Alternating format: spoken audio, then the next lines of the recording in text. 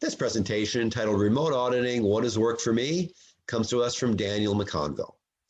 Daniel is the director of McConville Risk Solutions and has extensive experience in food and hospitality, providing both food safety and occupational health and safety services to a number of industries. McConville Risk Solutions are recognized as food safety specialists and work with some of Australia's largest providers. As a tertiary qualified food safety and OHS professional, Daniel has expertise in developing and implementing food safety management systems and OHS management systems to a range of industries, including education, hospitality, health and aged care, local government, facilities management, and food manufacturing. Prior to commencing McConville Risk Solutions, Daniel worked for the Willis Group, the world's third largest insurance broker, in their workplace risk team, during which he worked on several projects for major companies. And with that, take it away, Daniel.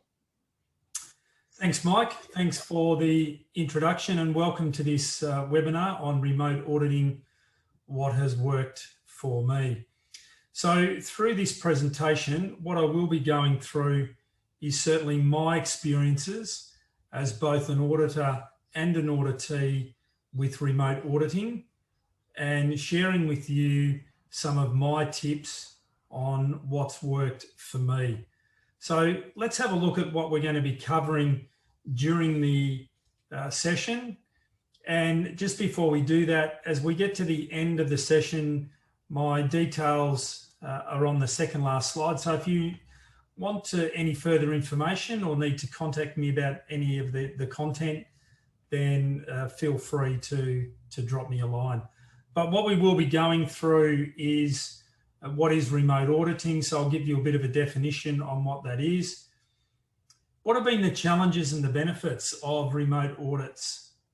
So my experiences there in challenges and benefits of remote audits. I'll also share with you some of my tips on planning and preparation. I'll cover off too on the what happens if, or what happens when. So that's, if things start to go wrong.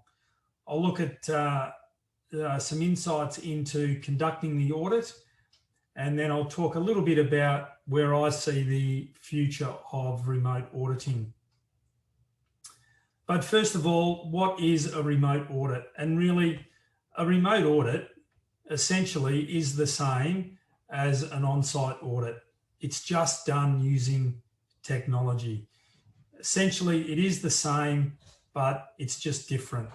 Now, some companies do refer to them as virtual audits or e-audits or remote audits, but really what they are is an audit being conducted when the auditor is not physically on site.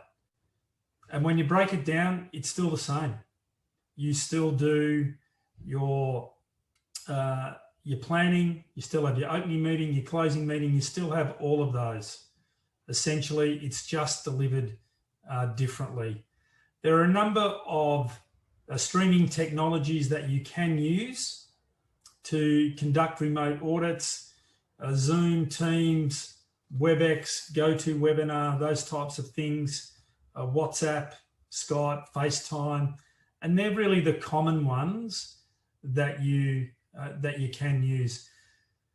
There are other technologies out there, such as smart glass and video headsets. However, I've never used those before, and I certainly don't have any experience with those. But you may be asked, can I conduct a remote audit, or is it suitable to undertake a remote audit? And the key thing here is if you can still achieve the objective of the audit, well, then yeah, it can be done remotely. And that's probably one of the key things that you do want to have a look at and understand. So let's have a look now at some of the benefits and challenges of remote auditing. And I'll start with some of the benefits. And these are the ones certainly that I've experienced in my time remote auditing. And the first benefit there is the cost, and it should be cheaper if you are going to use technology, or it should be cheaper doing a remote audit. Now, I do have the words should be there because I do know that of some organisations who charge the same, if not more, to undertake a remote audit. But essentially, all your data, it can be accessed from anywhere, whether you're using Google Docs, whether you're using Dropbox or Box or any one of those other cloud portals. The information is pretty much there at your fingertips. So using the technology and doing it remotely, it should be cheaper. Some other things, it does avoid traveling to difficult or remote locations. And sometimes it is difficult to get to other areas, whether you're going interstate, overseas. More recently, we've had issues with borders being closed and travel being restricted. So these are really good times to be able to undertake remote audits. The other thing it does help you eliminate is if you are going to remote sites, generally you will need to do quite a lengthy induction. So by undertaking the audit remotely, it does eliminate the need to undertake those or conduct those lengthy inductions. It will eliminate any on-site logistical issues. And similar to the geographical benefits, I recently did an audit on site where we ended up having to change meeting rooms 3 times simply because the meeting rooms were at a premium and they were constantly booked, and we just could not find one room to stay in for the entire day. So it does eliminate those issues, and that certainly has to be beneficial because there are going to be less disruptions to the workflow. And the last point there is efficiency. And it's not only just the auditor and the audit team, but it can also be the auditee. We can have a more efficient use of their time. And I'll go into some of those points in a little bit more detail further into the presentation. So we've had a look at the benefits of a remote audit. Now let's have a look at what some of the challenges, certainly some of the challenges that I've found of remote auditing. And because the concept of remote auditing is still relatively new, for some people, they will be a little bit apprehensive about going through a remote audit. So as the auditor, that's where it's important that you do put their mind at ease. Let them know that it's still an audit. It's just been delivered differently. So rather than me, the auditor, being on site, I'm in another location, but we're still going through the same things. We're still having the document review. We're still doing the walkthrough, talking with workers, those sorts of things. So the first one there, and the key one, is not being prepared for the audit. Now, the first time I was involved in a remote audit, I was the auditee, and I just wasn't prepared. I hadn't thought through the process prior to the audit happening, and really what should have been a relatively short session turned into a painstakingly long day. I didn't have the right documents ready. I hadn't thought through the walkthrough process, and the longer the day went, the more frustrated and the more anxious I became. So the key thing there is to be prepared. So as an auditor, you need to communicate and talk with your auditee in the planning stage to ensure that the day is a really efficient time of both use of both parties' time. Poor internet connections, again, inevitably, or it is inevitable, that if you undertake remote audits at some stage, you are going to have a day where you just cannot connect, or it's poor connection. You might lose connection, or people might have issues hearing you. There could be software limitations. And again, my advice here is to try out all of this technology prior to the audit. The next point there, lack of experience using technology. And this flows on from the previous point. Now, for the last 12 months or 10 months at least, we've all probably been in some form of lockdown, and we've been connecting via Zoom and Teams and those types of things. But some people will be inexperienced at it. They'll be uncomfortable with it, or they just won't be confident using the technology. So it's important here that at the opening meeting, you clarify the use of the technology and get some sort of comfort around people's levels of competency and confidence using the technology. So you may need to adjust your style as an auditor just to make them feel comfortable. Also too, the same can be said for the auditor. If you lack the skill or the training or the experience using a certain form of technology, so it could be Zoom or Teams or WebEx, then it's important that you bring yourself up to speed with that technology prior to the audit happening. Now, certainly one thing that I did here is during lockdown, we would have family Zoom meetings, and I practiced on the family. So practice putting them in breakout rooms, using whiteboards, all that sort of stuff, so that when it came time to undertake a remote audit and use the technology, I was fairly comfortable that I knew how to use it. Losing communication during an audit, I will cover that in a bit more detail, as I will the protection of the client's data. But look, it is inevitable that at some stage in a remote audit, you will lose communication, but you need to have a plan B on what is going to happen if I do lose communication.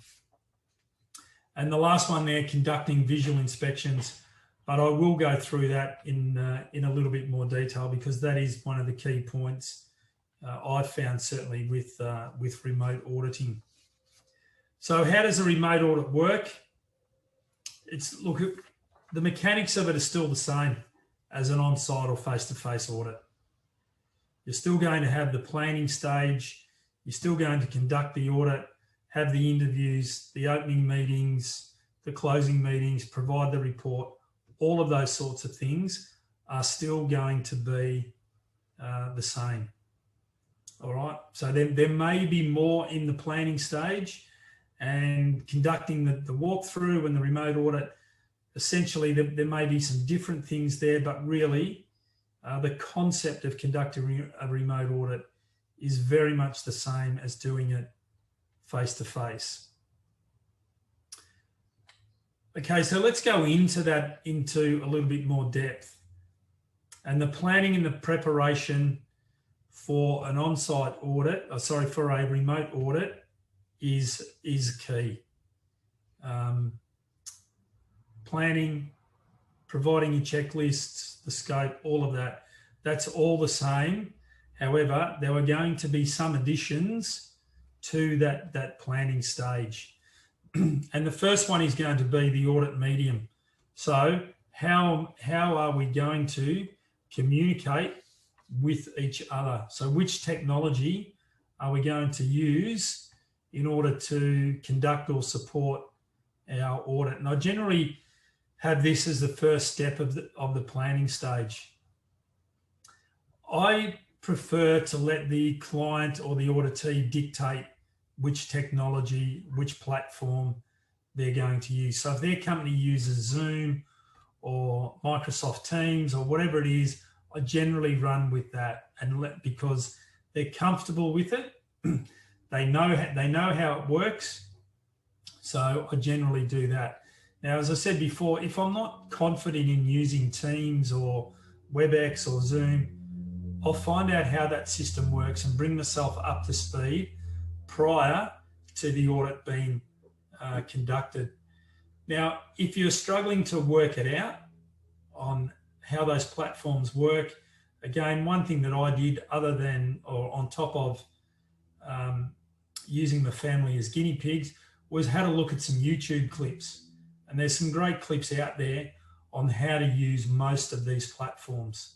So my recommendation is that you gather that information, and prior to conducting the audit, you know exactly how that system works. The other piece of valuable information that you need to come to discuss in the planning stage is how will both parties share the information. Okay, again, commonly what I've used here has been Dropbox. There are other ones. There's Google Docs. It can be done via email.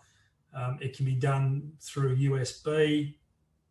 Again, I generally give the client the option to use the sharing system that they are comfortable with. And if they use Dropbox or they use Google Docs, whatever they use, I generally go with that.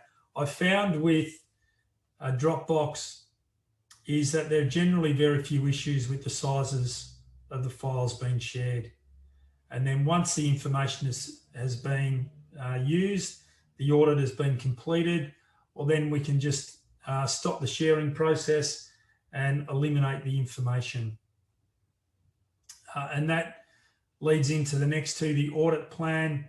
There are certain things that I do have in the audit plan, particularly for the opening meeting, and they're things around loss of communication, sharing of information, following up times for audit, for interviews, those sorts of things. And the other one too is the confidentiality of the information. So I found that some clients are just a bit concerned about the information and certainly it being lost or falling into the wrong hands.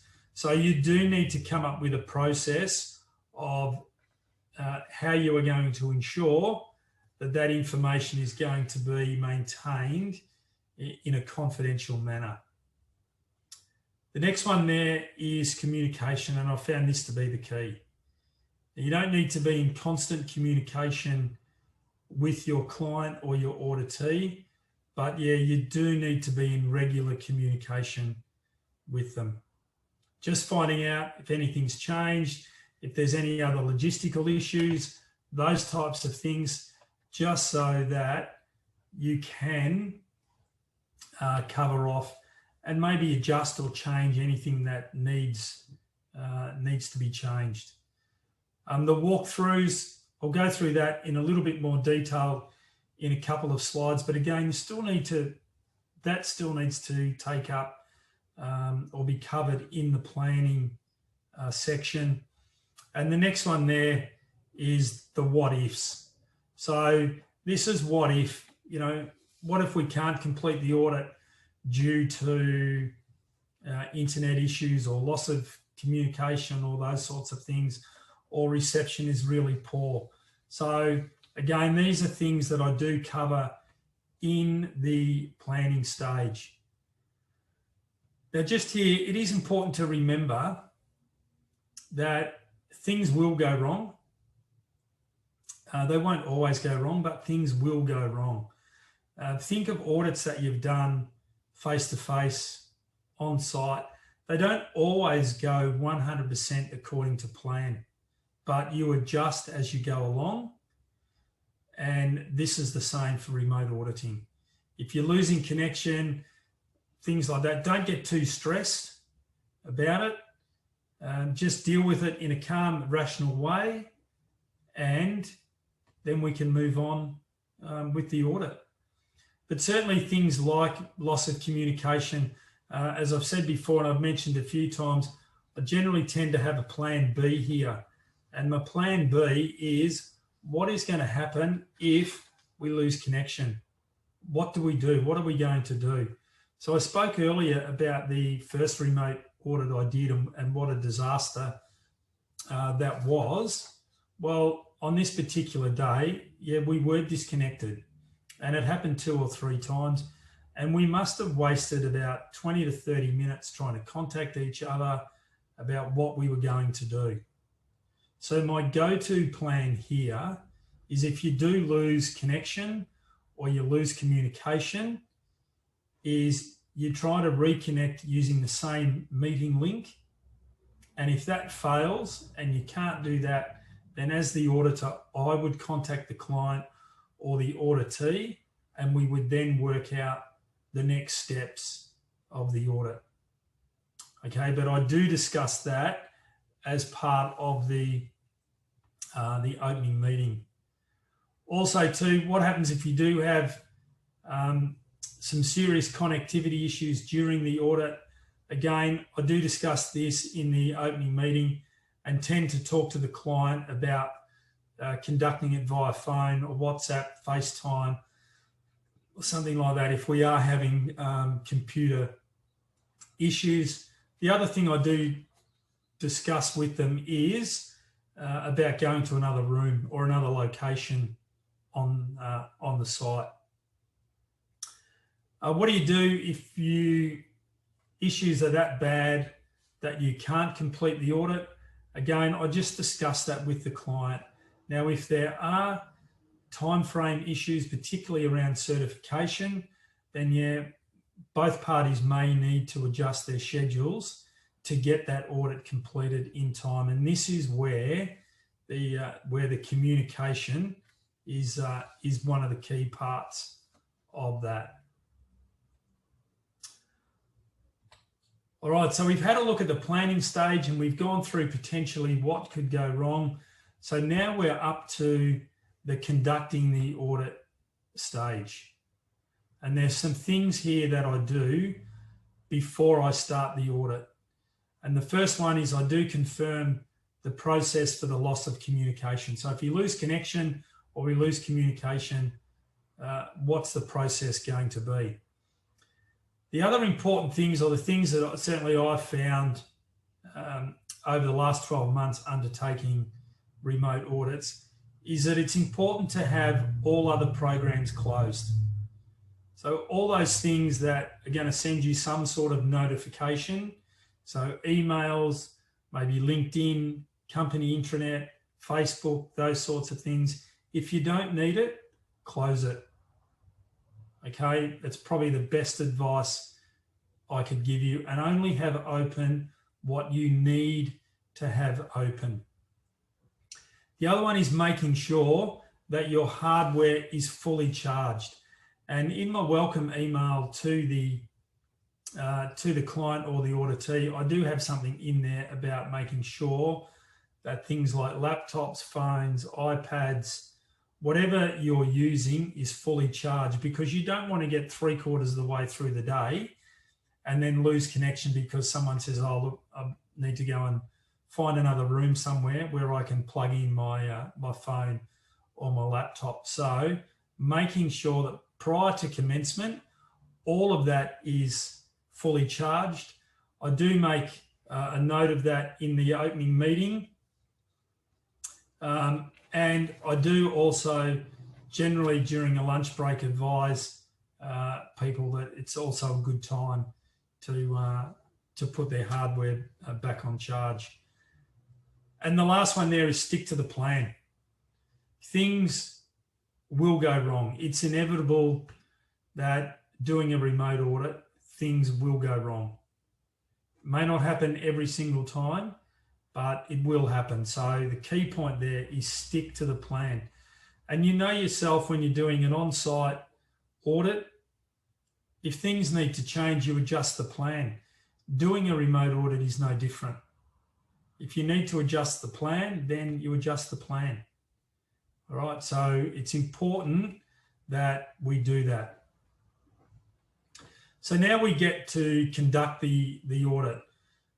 We do the opening meeting the same. We go through some of those key points that I've spoken about. If we haven't done the document review, then we would do that. We would conduct the interviews as we normally would. We'd collect the evidence through a walkthrough. We'd evaluate that evidence, reach a conclusion, and then we would present the findings in a closing meeting. All right. Now, all of that is really the same as an on-site audit. Yes, there's going to be different things discussed in your opening meeting. You may have already done the document review, but the big difference is going to be collecting the evidence or doing the site walkthrough. So I found this to be one of the critical parts of undertaking a remote audit. And depending on the size and the complexity of the operation, undertaking the site walkthrough may be difficult, but that's where the planning of that is so important. And these 4 points here, these have been the key challenges that I've found with conducting a site walkthrough. During the planning stage, what I've learned over the time is the first thing I ask for when planning the site walkthrough is a map of the site, both inside and outside the facility, and that helps me plan how the walkthrough is going to happen. All right, so there I'm able to potentially identify areas where internet may be spotty, or I'm going to have difficulties with Wi-Fi connection, those types of things. The other thing I do here as part of the planning process is make sure that the client is aware that as the auditor, I'm going to control the walkthrough, as I normally would with an on-site audit. Yes, there may be areas that I can't go or times that I can't go, but predominantly I'm the one who is going to control that audit. So I would be directing the cameras and the questioning as much as possible to replicate an on-site audit. The other thing I do in the planning stage, and it's only a little thing and it doesn't happen all the time, but I do consider or try and accommodate for any time zone differences. And I know here in Australia that at certain times of the year, there's about 5 different time zones. So you do need to take that into consideration when you're planning your walkthrough, because you don't want to be saying, I'll do it at 9:30 in the morning, when in actual fact, that's 7:30 in the morning now, and they may not have even started work. So you do need to take those things into consideration in the planning stage. So once we've done the planning stage, that's when we come to conducting the walkthrough. And again, my plan here, or my tip here, is to make sure that you have a plan B. So for those areas where you know that the internet may be spotty or there's some dead spots there, then you need to have a plan B. So are we going to go to FaceTime? Are we going to go to WhatsApp? Or what is the process going to be? Are we going to use photographs? And I probably do that a lot, is go to the use of photographs. The challenges that I've found, the 2 big ones have really been around live streaming, and that's the internet connection, and noisy environments.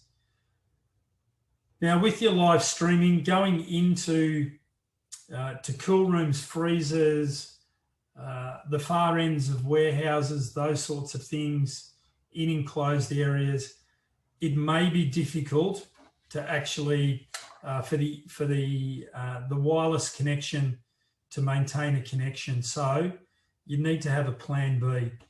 And what I've found, what I've started to do, is provide the auditee with a list of things that I would like to see if something starts to go wrong.